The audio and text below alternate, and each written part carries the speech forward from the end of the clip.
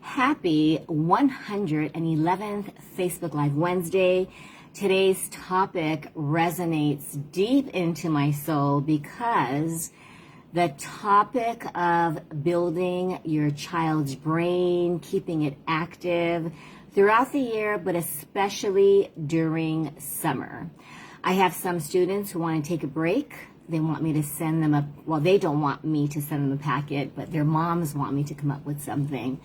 But if you don't want to sign your child up for summer school, I do offer private tutoring for summer, and it's much more than academics. But I wanted to spend some time today to give you ideas, very simple ideas, and try them. Some of them might work, some of them might not, but have your kids get out of their comfort zone and sometimes explain, which is what I do every time I tutor, is that they might not always like the activity. Just like life, we will be given tasks that we don't want to do, but you want to try to make it fun. But if your kids try to negotiate or say no, just say, you know what? Let's just spend 10 minutes. Give them a time frame. Usually if they know that it's not going to last a long, long time, they'll be open to it. After 28 years of working with kids of all ages, I have, a child who is just no to actually, this is kind of fun, and they get into it.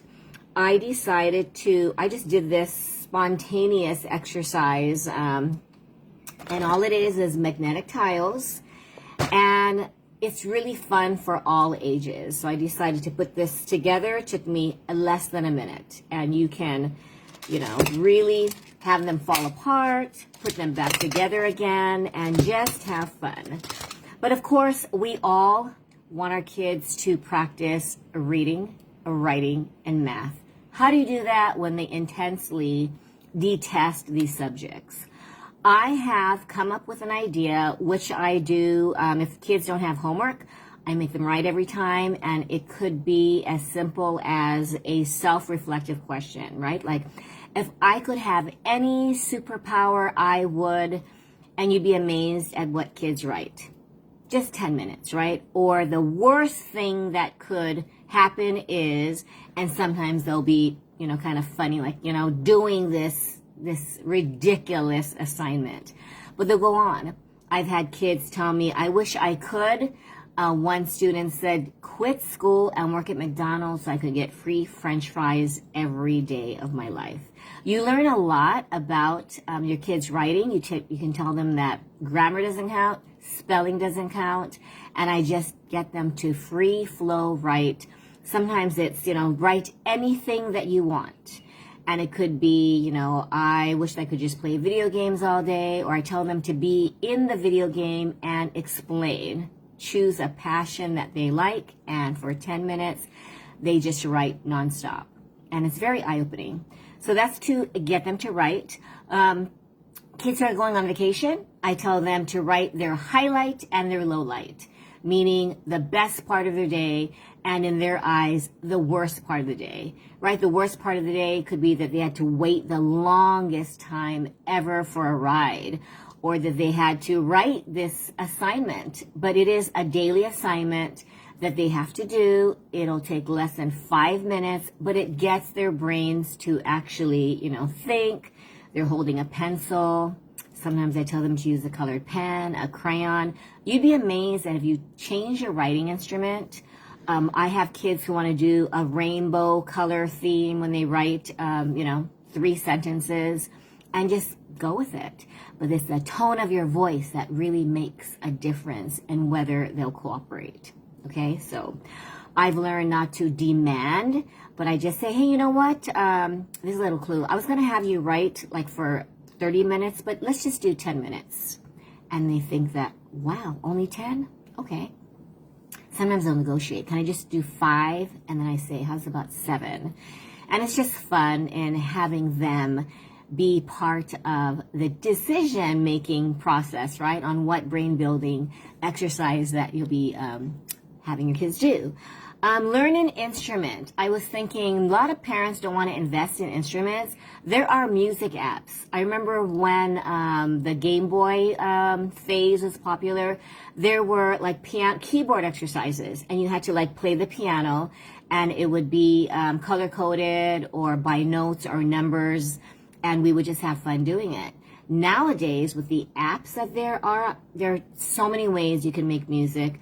If you have little ones, get some pots and pans and different spoons, cups, and yes, it's going to be loud, but kids have fun just making music, making sounds. They can like hum or come up with, song lyrics. I had a 5-year-old just come up with a whole song, just spontaneous music writing in front of your very eyes. And you don't even have to get, all of these expensive musical instruments, because you can just use them just in your kitchen. Find instruments, or tell your kids, hey, you have 10 minutes, find anything that can make a sound. It could be pens. I mean, think about it. You can make, or get some blocks. Actually shake. But yeah, music is really very healing, creative, intellectually stimulating. Who does not want to play music or even sing along to their favorite music, right? If they don't want to play music, I have kids, they don't want to sing in front of me. Sometimes they do. You can just say, hey, you know what? Let's just do this as a family. And everyone can, actually, I just thought of that, name that tune. You can sing something and say, hey, guess what song this is? But do fun, short activities. Very, very, kids' attention spans are so short that if you do something as a family for 5 minutes, we do things in the car. Remember when the kids were little, like, that silly games like the license plate game where you just have to figure out a word, 3 words, and maybe it's like ASP. And then you have to think of ants spell pony, or, but it really gets you to think spontaneously. coolmath-games.com. I have used this website. Just put down cool math games or fun math games. Nowadays, with electronics and, the animation, learning can be fun. I use the whiteboard during Zoom, and it's amazing. I get them to draw. If you have Procreate on an iPad, and I'm sure there's free apps, I have them do the math, and then there's this thing called Liquify, and you can just turn it into like a tie-dye design. Kids want to do the math problems so they can liquefy the problems. They can make a drawing over it. You can use watercolor, actually. I've been doing acrylic watercolor. Get your little ones to, have the freedom to get dirty and put a whole bunch of newspaper out. I had a neuroscientist say he used to just put a whole bunch of crayons and lay newspaper on the table and just told his grandkids, just go for it. And it's amazing how long their attention span is, even when it's, not an electronic device. Kids really love creating. And so I know when they were little, the YMCA had programs where they put a whole bunch of rice and they just put little objects in it, and they, you can put a little clock in there, maybe not a calculator, but just put different objects, maybe coins, and they have to like feel it and guess what they are. Kids love guessing games. But I do for older kids, I say mental math, so they cannot use any pen or pencil. And I'll say something like 3 times 7 plus 1.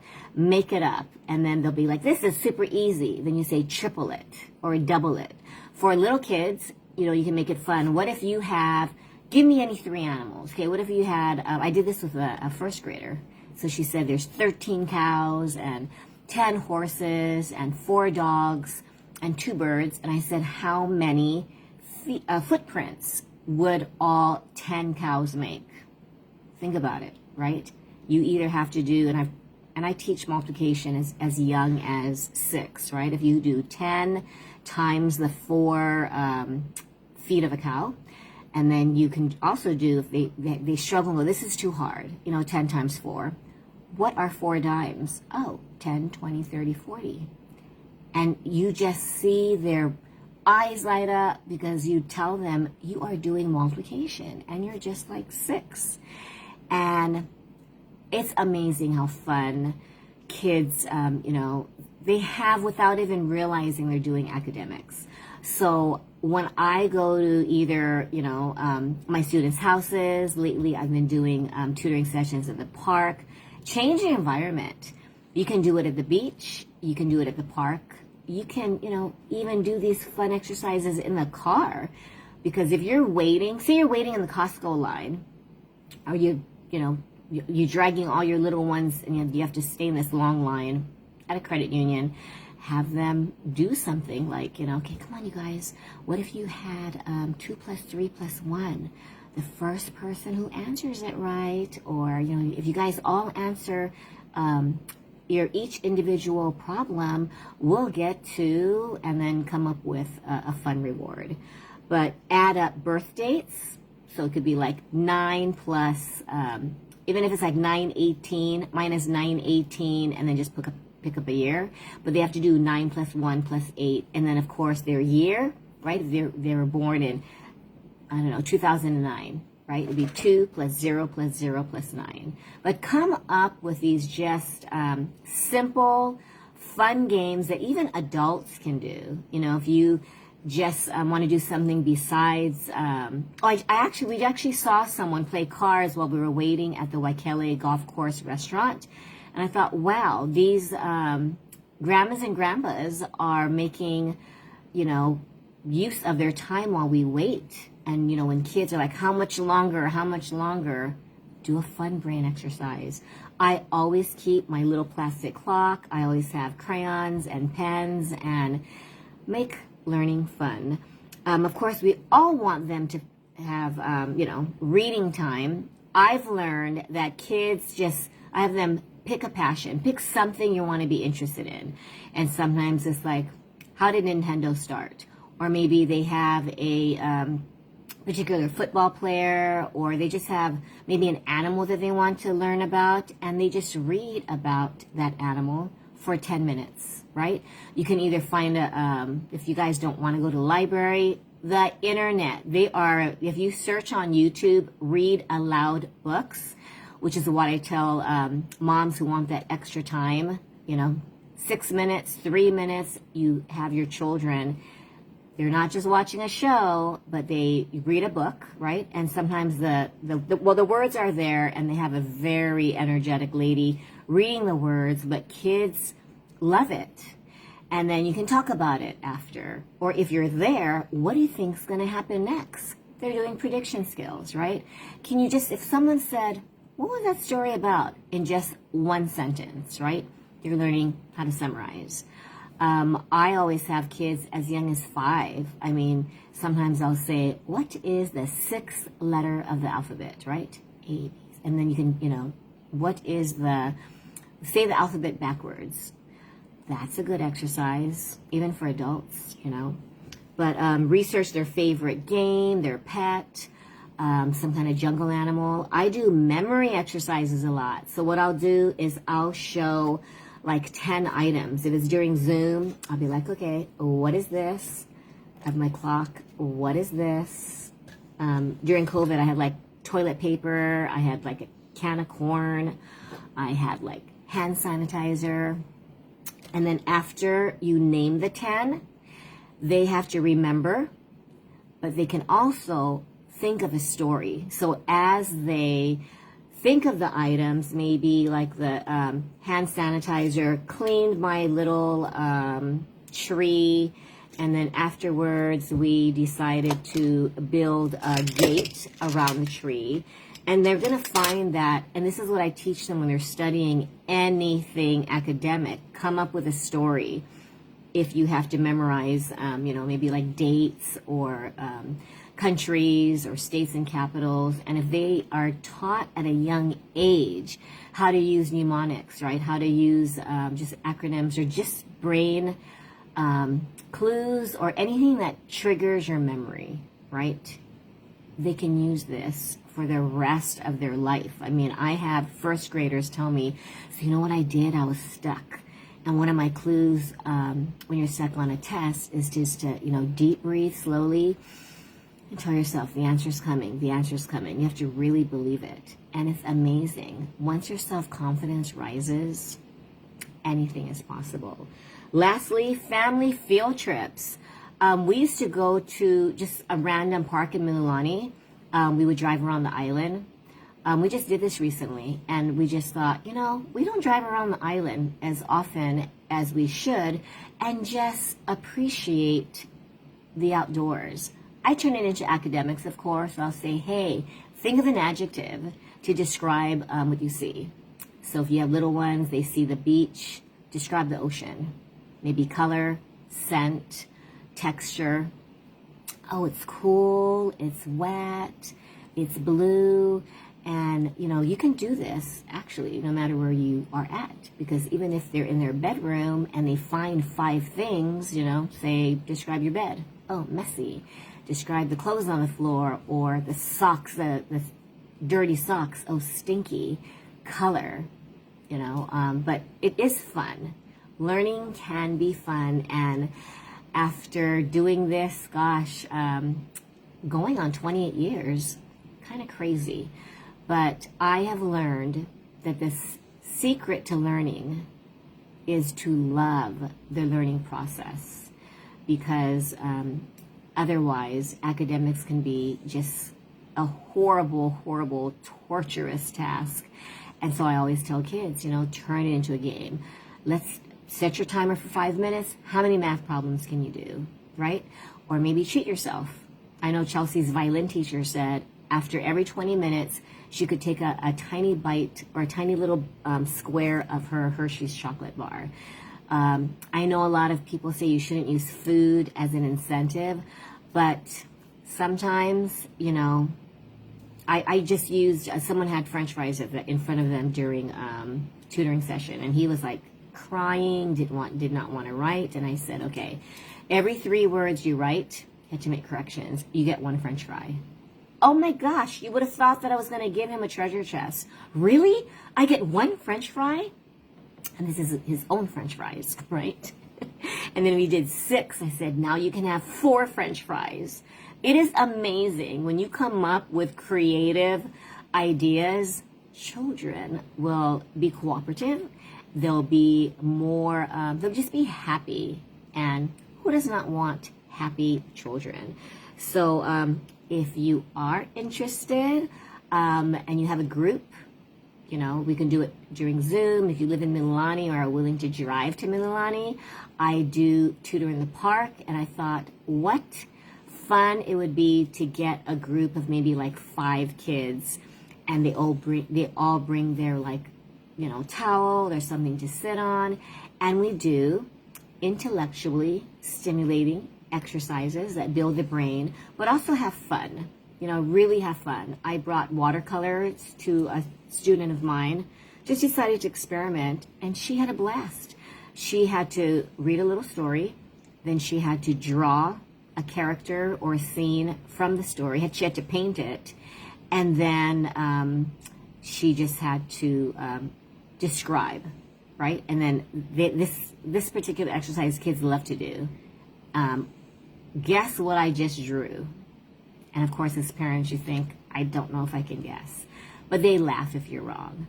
I had a 3rd grader recently. She drew this guy wearing red, and I was supposed to guess his name. And she said, Miss Karen, it's Jake from State Farm. And I just laughed.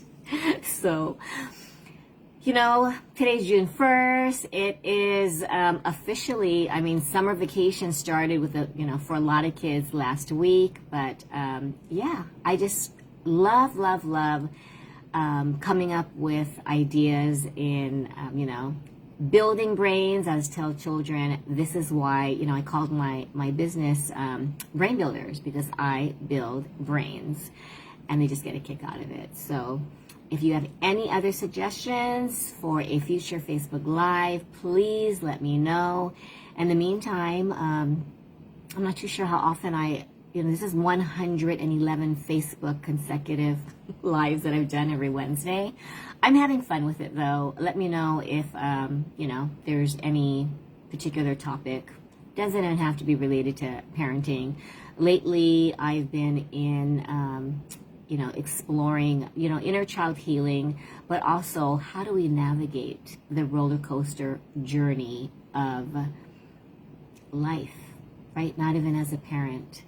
But my focus, of course, is parents, or if you're a Hanai, uncle, auntie, if you're an educator, if you're a grandma or grandpa, or you interact with kids, or you have siblings that sometimes are childlike, and you want to find out how to have more healthier relationships and interactions.